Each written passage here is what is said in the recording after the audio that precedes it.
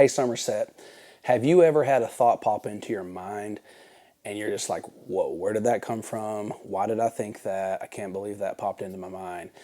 I call those lightning bolt thoughts, and the reality is that that happens to all of us.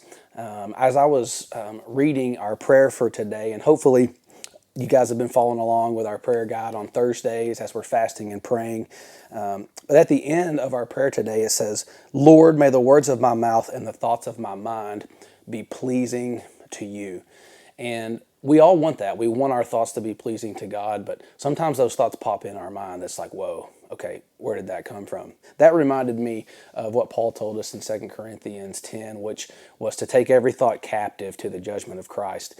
And our first initial thought, sometimes we don't have control. We don't necessarily bear responsibility for that thought, but we do bear responsibility for what we do with that thought, and we can own our next move after that. And I think that's what Paul's getting at, is that, listen, a thought pops into your mind, you need to measure that up against Jesus, against what Jesus taught, against how Jesus said to live, against how Jesus lived his life, how he treated people, and he told us to love God and to love people. Those were the most important things. And so we got to measure our thoughts up against that. And so I want to encourage you this week to do a couple things. Number one, for the next week, I would encourage you to focus on becoming more aware of the thoughts that you're having, to become aware of what they are, what the motive is behind them. Is this a pure thought? Is this driven by pride? Because pride, we know, is really the root of all sin. Is this a thought I'm having because I just want to say this so I can win this argument with my wife or with whoever it is that I'm having this discussion with? Where's this coming from, and what is this thought? What's the root of this thing? And the reality is that sometimes we just need to do what James taught us in James 1:19, which is be swift to hear and slow to speak. And so that's part two. I want you to, just for the next week, try to be a little bit slower to speak. So number one, become more aware of our thoughts. Number two, be slower to speak.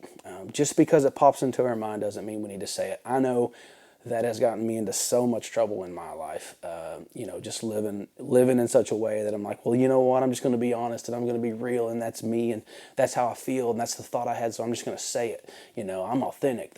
That sort of thing. You kind of wear it as a badge of honor, but the reality is that that's immature and that's unwise. Take time to be slow to speak, to move forward, to make a decision. So when an idea or a thought pops into your mind, measure that up against Jesus and how he taught us, and then decide what you're going to do with it. If it doesn't measure up, then you dismiss it. You get rid of it. You don't entertain it any longer. If it does measure up, then you proceed from there. But make sure that you're aware of those thoughts and you're taking the time to think them through before you speak or act.